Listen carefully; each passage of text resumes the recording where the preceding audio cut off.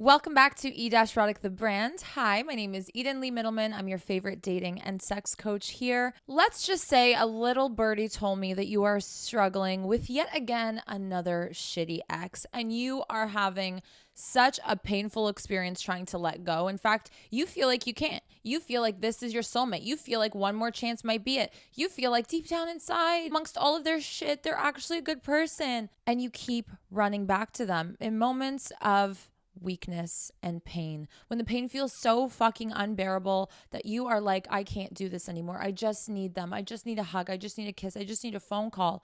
I just need to know that I'm loved and that I'm wanted. Snap the fuck out of it. There are so many reasons why you may be running back to your ex. Common denominator here is the fact that it's somewhat comfortable. Now, maybe the relationship itself on paper is not comfortable because it's fucking tumultuous and not such a fun ride, but it's a ride that you're used to. Whether that is from childhood or from your past relationships, is something that you know how it's going to go. And there is comfort in the knowing of things, right? Rather than the unknown of things. And your number one struggle when letting go of an ex is the unknown. How am I going to survive without them? Did I waste all of my years with this person? Long story short, absolutely the fuck not.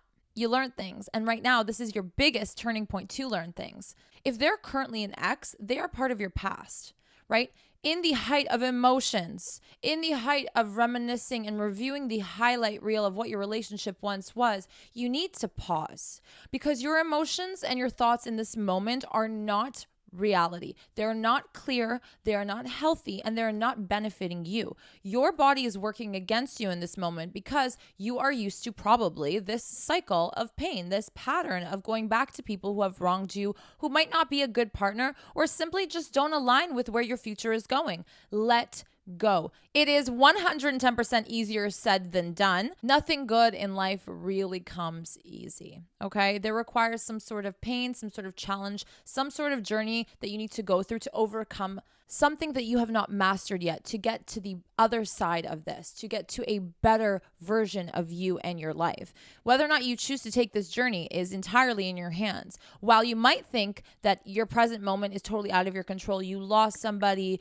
you can't reach out to them, but you want to reach out to them. You can't deal with your emotions. One day you're good, one day you're not. You don't know how to self-soothe. You don't know how to self-regulate. You feel like that's out of your control, but this journey is in your control. And that might provide some people who are anxious people comfort. I know that when I went through certain breakups, I understood that this is in my control. I can decide to slip back and keep perpetuating a cycle, or I can break the cycle and move on to bigger and better things, right? That doesn't mean bigger and better person. We don't even have to talk about a future relationship in this present moment. Don't overwhelm yourself. Start from the very basics. What is in front of you? I like to always picture like a piece of paper in front of me split into two columns. I'm a visual learner. So for those that are visual, if you really want to do this, maybe like actually physically do this, then go ahead and do so, or just imagine it in your mind.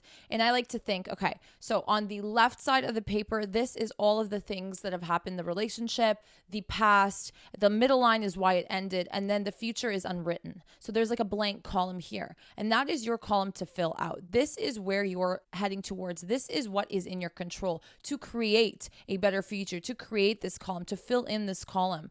The past, you can reminisce on it if you want, but you have to give yourself a time limit. This is where self-discipline comes into play. If you want to be a bigger and better person, if you want your relationships to look better, to attract healthier people, you need to be a disciplined person, because we have emotions that run fucking wild throughout our entire mind, body, and soul. But they're just feelings and they're just thoughts, and we always add meaning to them. You can just allow them to float inside of you, but we feel like we need to control these emotions. We need to understand them. They've got to mean something. This might be my soulmate then if I'm still missing him, even though he wronged me. Oh my goodness. Like, we start to create, again, this fairy tale la la land in our fucking brains when we just saw that this person is not our person. Number one thing to getting over an ex is feel what you feel and never be scared of your feelings. We're scared to feel the things that we do. That's why we immediately pick up the phone, text them, call them, and try and run back to what was once comfortable to us or what we know.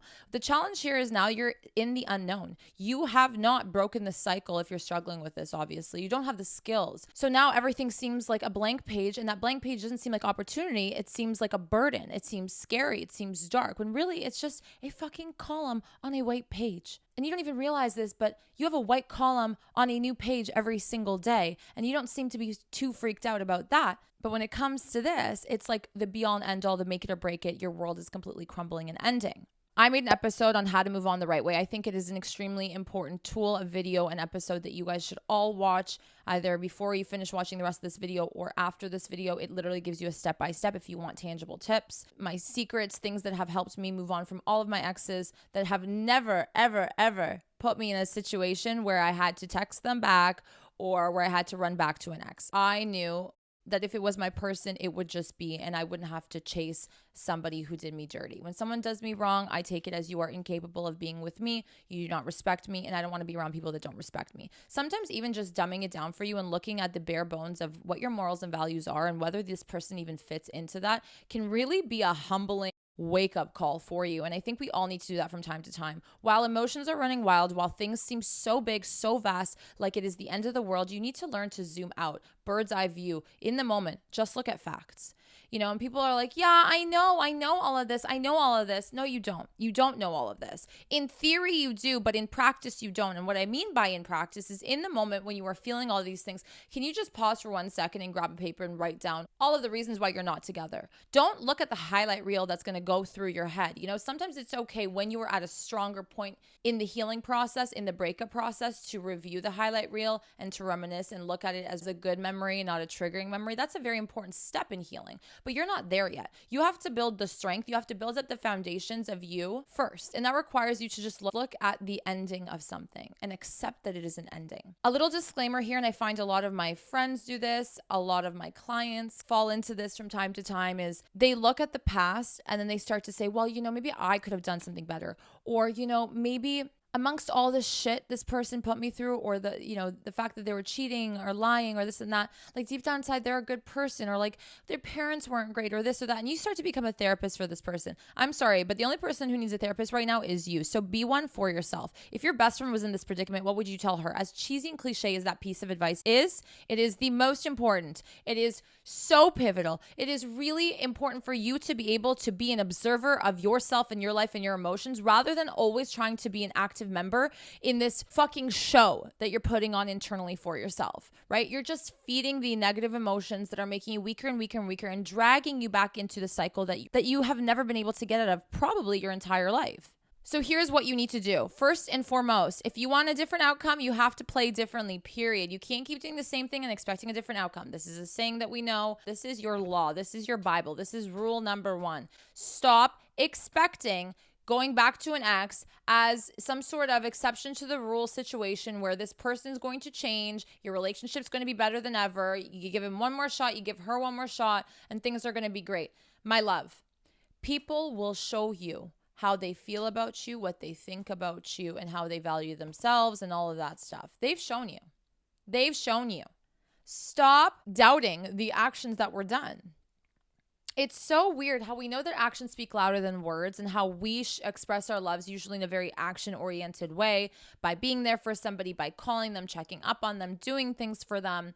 But when somebody does negative shit to us, especially somebody that we are emotionally connected to in some way, shape, or form, or have a history with, we suddenly are like, no, that it's okay. Like, that doesn't mean anything. Like, that's like totally not at all what he meant. Like, he cheated on me, but like, it doesn't mean that like he, doesn't respect me like he does. He just like had a moment. Like, you sound like a fucking idiot. You know what it is. You know why you would do it if you were in that position. It's because you're going through your own shit. You don't respect the person enough to tell them that you want to exit the relationship. Instead, you decide to hurt them and risk an innocent person's emotions and feelings and put them in a situation where they're going to have to heal and deal from, which requires a lot of inner work, as you can tell. So stop analyzing what was done. What's done is done. When you look at a blank page and you see that the past is the past, just factually speaking, without bias, without emotion injected into that, you're going to realize that there's nothing to be done. We cannot go back in time.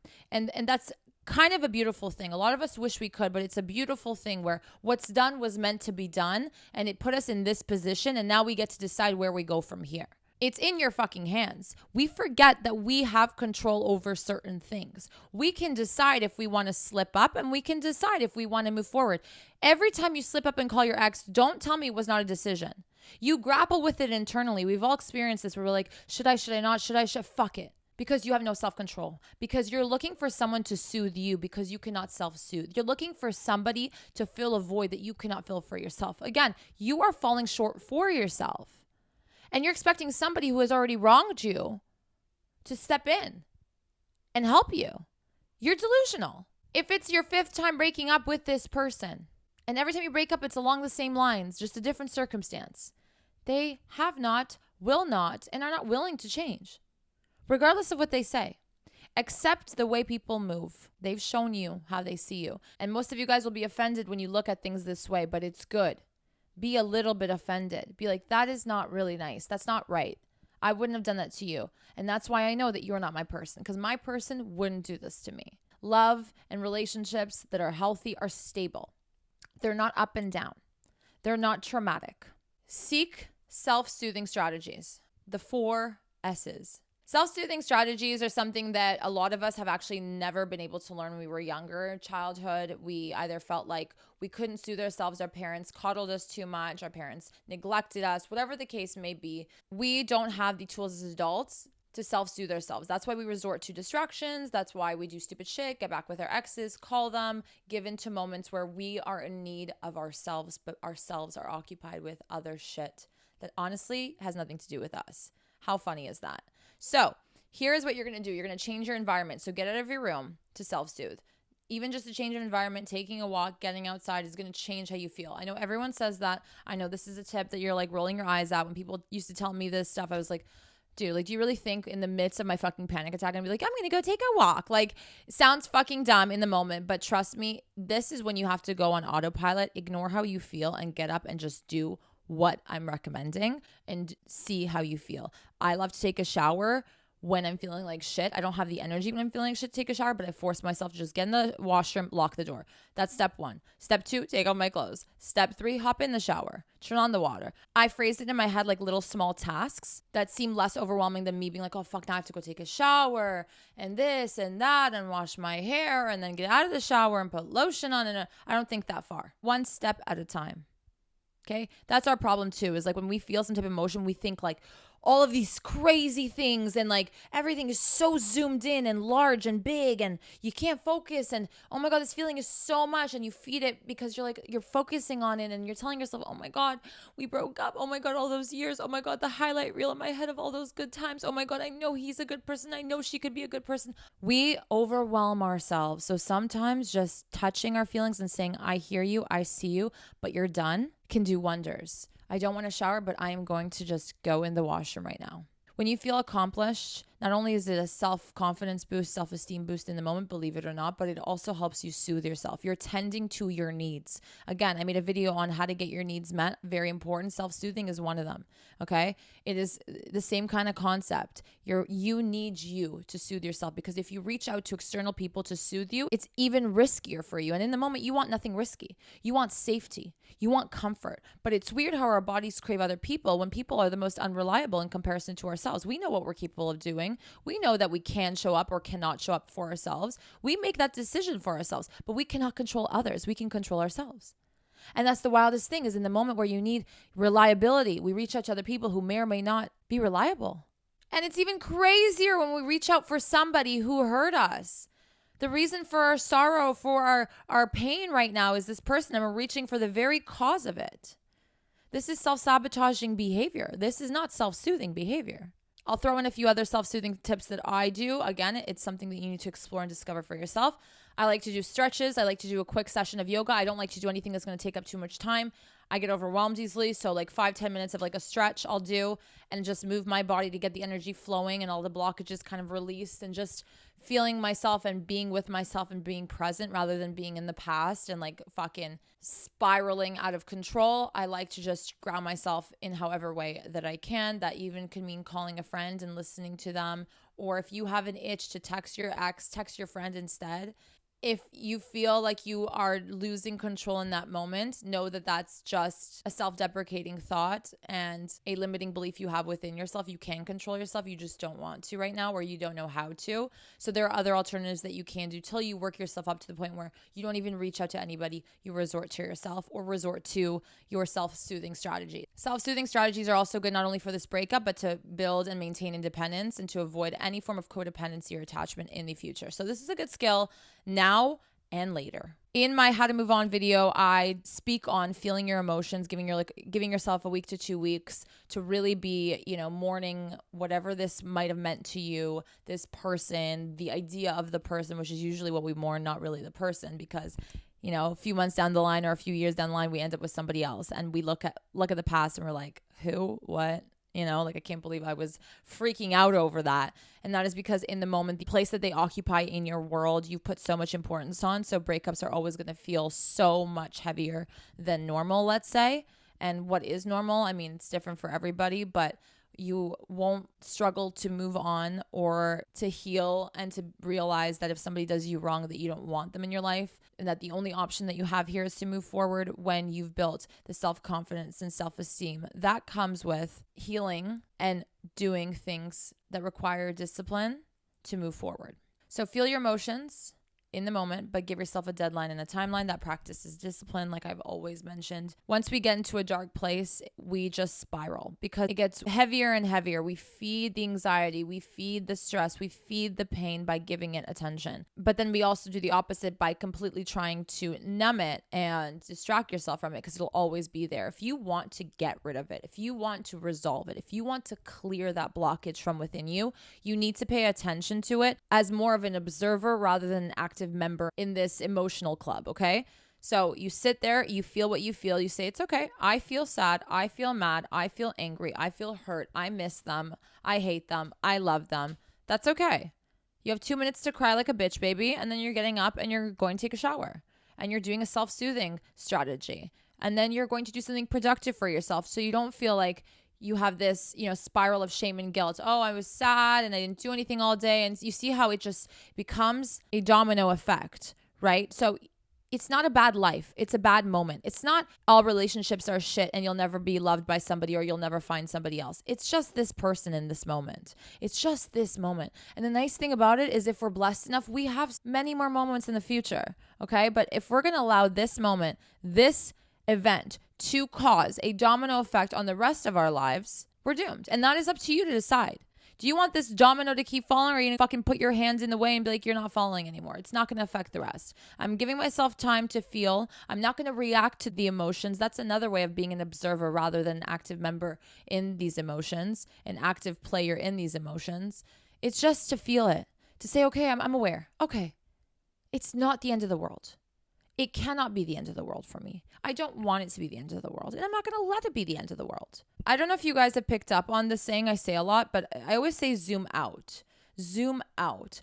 I want you to pretend like you're about to zoom out of this moment and look above you, and then zoom out even more and look at the world from beneath you. You're floating up top, and keep zooming, zooming, zooming. It's so irrelevant.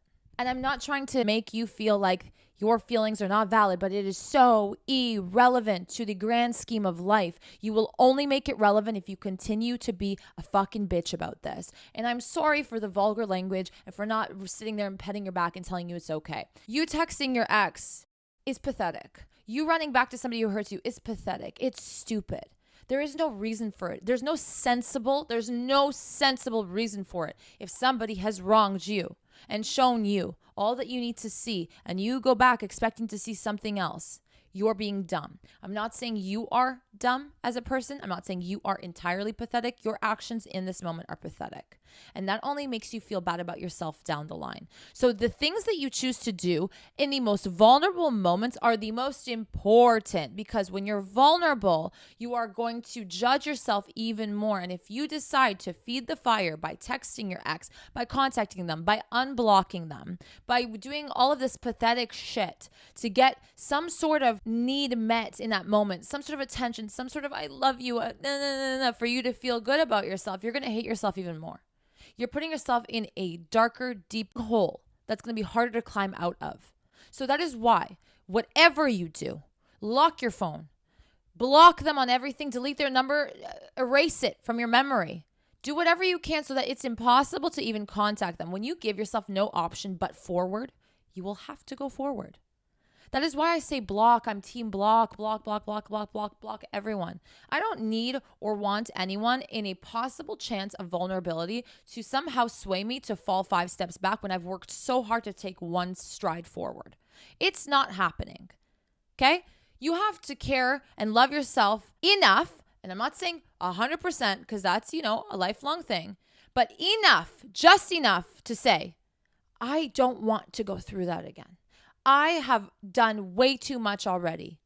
I deserve a little bit better. I mean, probably a lot better, but we're taking baby steps here. You should be insulted that this person has played with you for so long. You should be insulted that you've allowed yourself to continue, knowing very well how this is going to go. Enough with the self-sabotage. Enough. You hate how you feel right now, right? You hate it. So why keep craving more of that? What you do when you go back to an ex is you ensure the same reality you're experiencing right now in the future. That is what you know. That is what's a guarantee. If they fucked you over several times, they're for sure going to fuck you over again, period. So the unknown doesn't look so scary anymore. The unknown here is, it'll be better than this. There's no other way. It's got to be. I'm removing a parasite from my life. I will feel better. Not right away, but it'll take some time. And me craving instant gratification or feeling good right away or a distraction right away is just because I've made that a habit. Me dealing with my feelings and not seeing the fruits of my labor right away doesn't mean that it's not working. It doesn't mean that I'm not going to get better.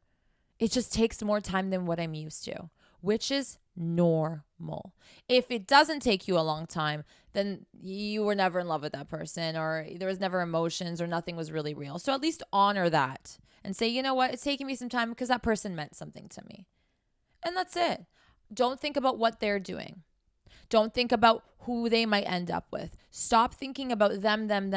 What you're doing again when we do this is we're actually distracting ourselves from ourselves, right? Even though we're feeding the negativity, we're trying to get our minds off of how we're doing and focus on what they might be doing, and then trying to rationalize that and be like, that's why I'm upset. That's why I'm angry. I'm worried that they're probably with somebody else. I'm worried that I meant nothing to them. What do you care what you meant to them? You are no longer with them. They are no longer a part of you. So anything that has to do with them has nothing to do with you anymore. It was a memory, a fragment of the past. That's what it is. You guys think that you have to, and when we say move on, you guys think that it's like an active thing to move on. It's an active thing to heal and to be in a better headspace and build skills to be prepared for a, new chapter, a new partner in the future. But moving on is like this. And how is it with a snap of a finger? When it's done, the relationship is done. That was half of the battle right there. A breakup finished the relationship.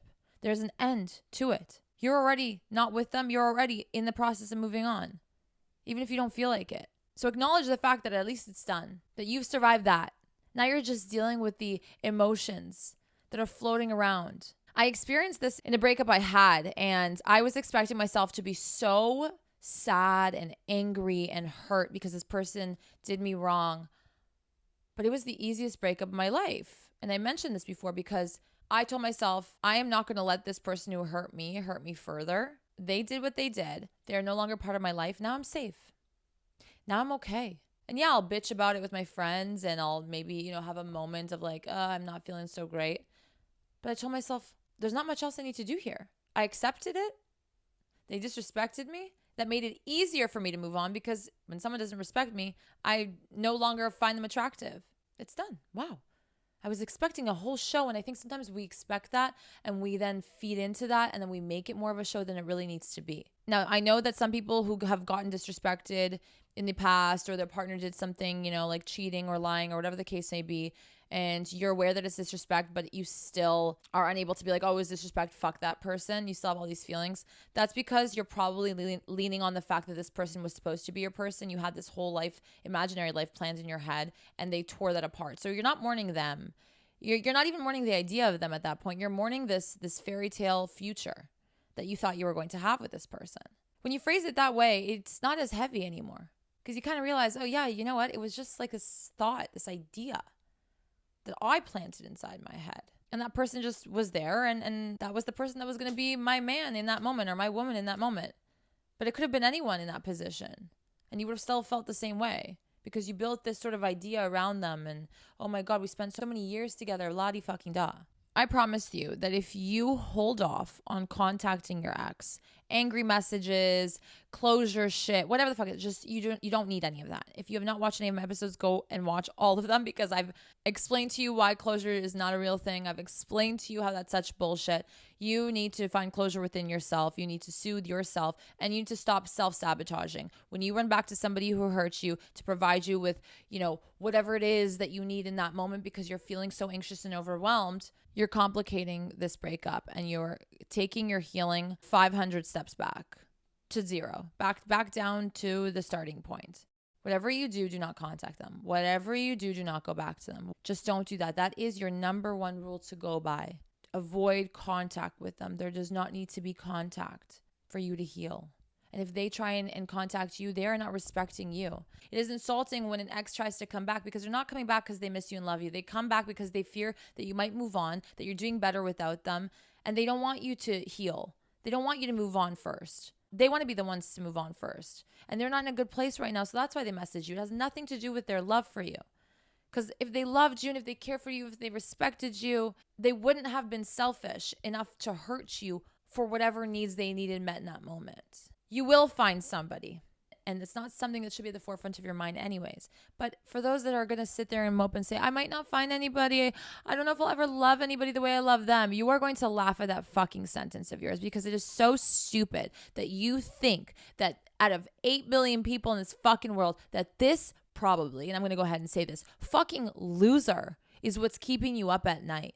This loser who couldn't even do probably the bare fucking minimum. You are crying over a fucking idiot. You really think that there is not going to be another person on this planet that is better than this person? Are you crazy? And yeah, we are crazy in those moments. We are. We're not thinking straight. If you are disciplined with yourself, you will get to clarity. You will get to peace, a place and space within you that is not as painful or scary. The unknown, the future is not scary. It is so much better than what you endured and what you continuously try to endure again and again. Like keep running back like a fucking idiot. It's like here, there's like a sign that says, turn right to get hurt. And you keep fucking turning right over and over again, but then you cry that you get hurt. There's a fucking neon sign, bitch, on this partner's face that says, I am not to be trusted, but you keep going and hoping it changes. That's pure delusion.